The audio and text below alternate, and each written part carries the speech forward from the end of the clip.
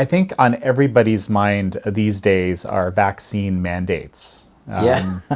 President Biden has, issued, I think back in September 9th, I think, the vaccine mandates for the workplace. Any workplace over 100 people are going to need to be vaccinated or get weekly testing, as I understand it. Now, just recently, we have Governor Abbott, who's issued kind of a counter mandate, if you will, that vaccine mandates. There's no business in Texas that can do that. And a lot of questions on people's minds. What does this mean? Which one is actually going to hold true? How's this going to work? Well, if I could predict that with any degree of certainty, I should just go play the lotto. But I'll lay out what I think is the legal groundwork for it, and then where it's heading in that specific area of states versus federal.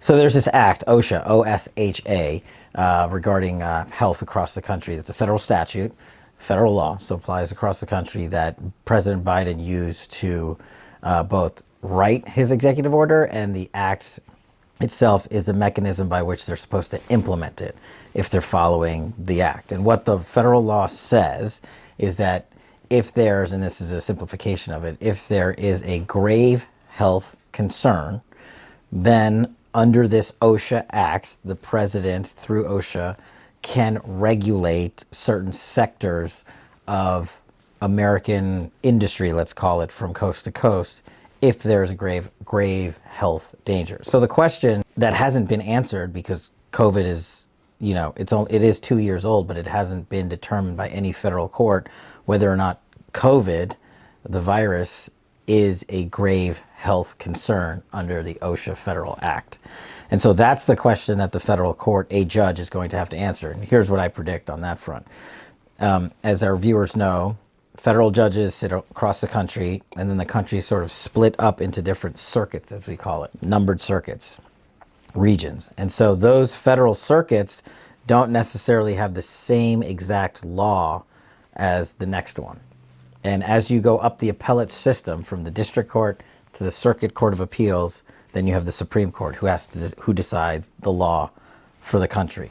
And on important legislation and important executive orders like this one, I suspect this is going to go up to the Supreme Court pretty quickly, because there will probably be different appellate courts throughout the country that decide differently on whether or not COVID is a grave health concern under OSHA, so that President Biden can enact his executive order, which I think we'll get to here. Well, so then there's a lot of nuance here. I mean, this is really fascinating because, for example, I think for the first time that I'm aware of, the New York Times actually published and talked about in a very prominent article the basically age distribution of deaths, the age distribution of risk effectively for COVID. And so on the very low end, very young people are at minimal, very, very minimal risk. Unvaccinated young kids and so forth, extremely low risk, according to these tables. Actually, this data has been replicated, has been around for a very long time. Whereas people on the high end, 70 plus and so forth, are actually at significantly higher risk. So, you're talking about something that is a broad application across, everybody. And I'm not a medical doctor, but from what the data says, the risk is just so tiny to young people and significant to older people. Well, that's a great distinction, because the act just says, is X a grave health concern, right? It doesn't say, is it a grave health concern for this group and this group or this age bracket or this region of the country. It just says grave health concern. So that's a great point that I'm sure people are going to have to grapple with, because if you're, and I'm just making stuff up here for purposes of example, but if you're under 40 years old and the statistics show that your chances of dying from COVID are very, very, very low, then it's going to be hard for the Biden administration to go into federal court and say it's a grave health concern. Now, the flip side is maybe they'll go into federal court and use statistics that say if you're over 50 and you get COVID, your chances of dying go up. I don't know the stats off the top of my head, but those are the types of arguments they're going to have to make. Now, there's 1,000-fold difference basically across the spectrum. I didn't know that. So that's going to be very. If I were a federal judge, I would say, how can you say under OSHA that COVID is a grave health risk if the scale is, as you say, 1,000-fold different. It might be a grave health concern for this end of the scale, but what about 75% on down to zero? If it's not, then how do they meet that standard? And the working population, because the real threat, again, from the data that I've seen, is to the people that are already kind of outside of the workforce, which would be typically mandated, or I would imagine would be outside of the workforce. So I think this mandate, as you alluded to earlier, speaks to companies that have 100 people or more. So it's also going to be a deciding distinction, going a step further and saying, not every company is going to be mandated under this executive order that President Biden issued. It's if you have 100 employees or more.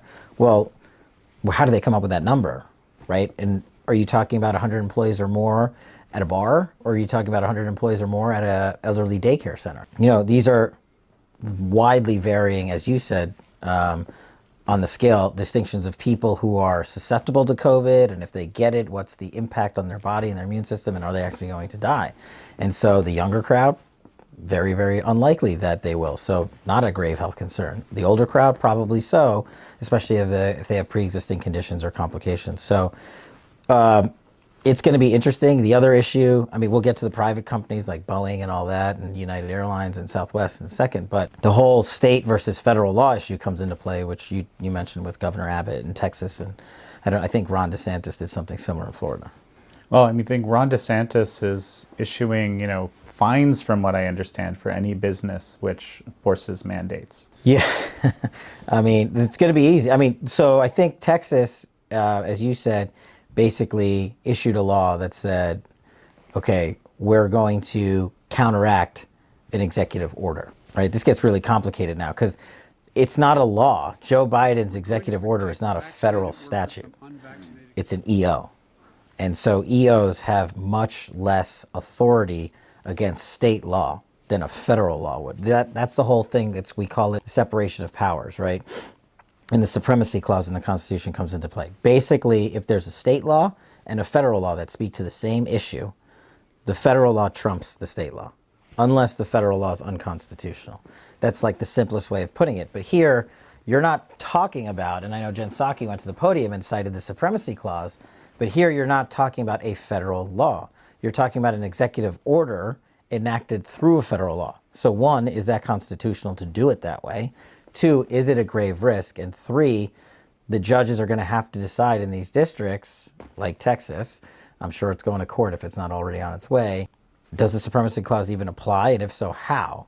And they're going to have to define whether or not it's a grave risk. And then the third step under OSHA, which we didn't discuss, was this executive order, if it's constitutional, permissible, is an intermediate fix. The president and OSHA have to, per the federal statute under OSHA, which this was enacted, issue a permanent solution. That's what the federal statute says. So I don't know what the permanent solution is. So is this just a Band-Aid? Because that's all this federal statute permits. And what's the federal solution going to be? I think that's even more problematic. Well, and so here's the other piece, okay? So, I've had Dr. Jay Bhattacharya, one of the authors of the Great Barrington Declaration, on the show. He was talking about how he expects that, COVID will basically go through the population and not too long a course of time, so to speak. We've had Alex Berenson recently on Joe Rogan talking about the same thing. That's the reality. We also have this reality that the vaccines basically only kind of initially stop infection and transmission, very quickly fall off. So infection and transmission are not things that really the vaccines can help with. What they do seem to help with is serious disease. So how does this? With this raises more questions. Right. I don't know. I mean, I'm not a doctor, to my parents' chagrin. But vaccine, is this a vaccine? Like, I get the flu shot, but it's not a flu vaccine because it doesn't guarantee you're not going to get the flu. And so I sort of analogize this situation to that, because people get the flu every year. Unfortunately, lots of elderly people die from the flu every year. A lot, actually. And it's been around for, over a century? And so the vaccines that people have been taking that are now mandated under this EO, well, it's coming to the scientific studies are showing that people who actually get the vaccine, a lot of them are getting COVID.